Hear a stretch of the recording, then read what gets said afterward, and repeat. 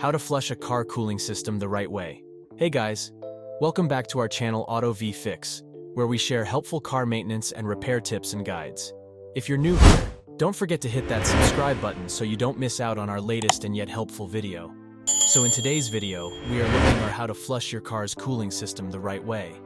And I'm going to walk you through step-by-step process of flushing your car's cooling system.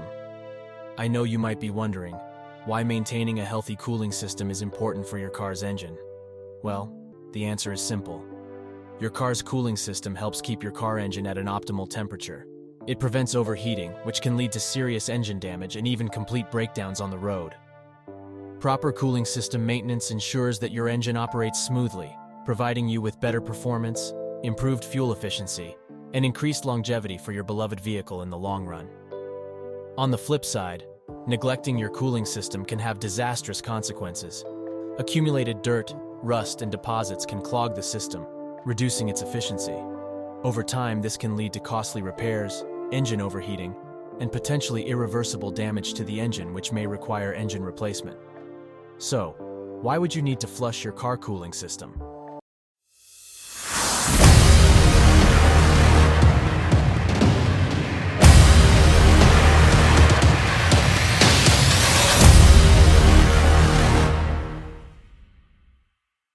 Flushing your car's cooling system helps. 1. To remove contaminants that can clog the system and hinder its efficiency. 2. It prevents corrosion and extends the lifespan of the cooling system of your car. 3. It helps optimizes cooling efficiency for better engine performance and fuel efficiency. 4. It prevents coolant contamination, which can cause engine damage. So now, let's get to the step-by-step guide on how to flush your car cooling system the right way. Step 1. Gather the necessary tools and materials. Before we begin, make sure you have the following tools or materials. 1. Safety goggles and gloves. 2. A drain pan or bucket. 3. A coolant flush kit if available. You will also need a new coolant, but make sure you check your car's manual for the recommended type. Back on the list is number 5, a distilled water. 6. Funnels. 7. A socket wrench or pliers. 8. A screwdriver if needed. So step 2, taking safety precautions. Safety is paramount when working with a car's cooling system.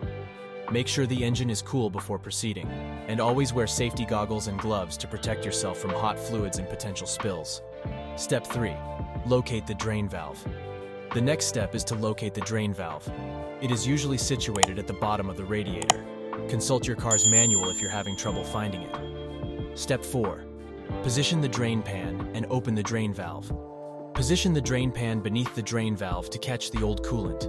Use a socket wrench or pliers to open the drain valve, allowing the coolant to flow into the pan.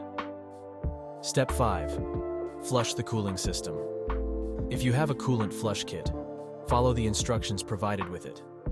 Typically, it involves connecting the kit to your car's cooling system and using a garden hose to flush out the old coolant. If you don't have a flush kit, proceed to the next step. Step 6. Refill with water and run the engine. Refill the radiator with distilled water using a funnel. Start the engine and let it run for a few minutes with the heater on the maximum setting. This helps circulate water through the entire cooling system, flushing out any remaining debris. Step 7. Drain the water. Once the engine has reached its operating temperature, turn it off and let it cool down. Position the drain pan under the drain valve again and open it to remove the water from the system. Step 8. Refill with coolant. Now it's time to refill the cooling system with fresh coolant. Refer to your car's manual for the recommended coolant type and the proper mixture. Use a funnel to pour the coolant into the radiator. Step 9. Bleed air from the system. To ensure proper coolant circulation and prevent airlocks, you need to bleed the air from the system. This process may vary depending on your car's make and model, so consult the manual for the specific steps. Step 10. Check for leaks and test the cooling system.